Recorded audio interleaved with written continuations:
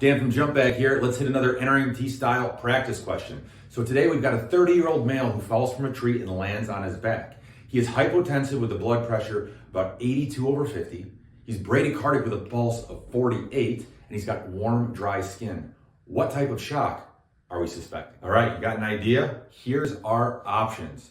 A, neurogenic, B, cardiogenic, C, hypovolemic, or D, septic. Which type of shock is most likely? And the answer is neurogenic shock. So let's look at the question and pull out the details to find out why. We have a fall, so we're thinking trauma.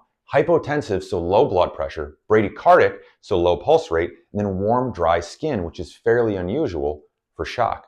So neurogenic shock. This is going to be when there's a disruption in the communication channel of the body, typically from trauma. So at the point of injury down, communication is down. And so the brain isn't able to tell the heart, in this case, what needs to be done in order to maintain the needs of the body to achieve homeostasis. So the heart slows down. It's not receiving instruction.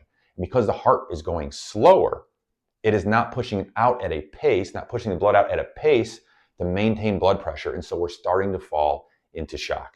Next, we have cardiogenic shock. And this one is more from a problem with the pump, not necessarily trauma, but the pump itself is failing. You got a bad motor. And so it's not able to send the fluids or the blood down range well. So it's going to say, hey, let's go faster. Let's get tachycardic so that I can do it more often because I'm not doing it well. Ultimately, the brain is not going to be getting what it needs. And so we're going to see some decreased level of consciousness. And we're also going to see that blood pressure drop because the volume isn't there that is needed. Also, cool, clammy skin because we're getting that shunting to the core organs of our blood, and we just don't have that perfusion going on in the extremities, resulting in cold, clammy skin. Next, hypovolemic shock, and this is a volume problem.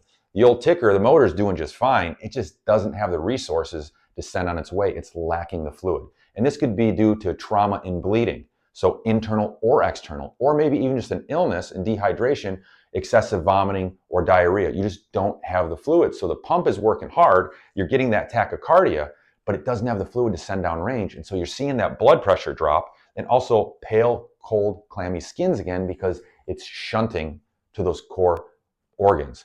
And so you cold, clammy skin. And then your brain's still not getting what it needs, decreased LOC. And then last, we have septic shock, which is like an overwhelming bodily infection. So you've been sick for a while. And so your body's just kind of warm out. And so this is a form of distributive shock where it's actually the pipes themselves that are not cooperating. You got the pump, you got the fluid, but the pipes aren't fulfilling their role. So what we get is that decreased LOC because again, the brain is not getting what it needs. We've got a weak pulse because we're not able to maintain the correct pressure in our pipes. We're going to have shallow rapid respirations because they've been sick for a while. They're getting worn out. They're tired. And last, warm, hot skin because think about it. They've been septic. They've had a fever. So although you got the warm, hot skin and you got the warm, dry skin in the question, the rest of the criteria doesn't meet of septic versus neurogenic shock. And we're thinking fall, right? We're thinking that trauma. So thank you for watching. And if you liked it, if this helped you out at all, hit that like button and we'll see you on the next one.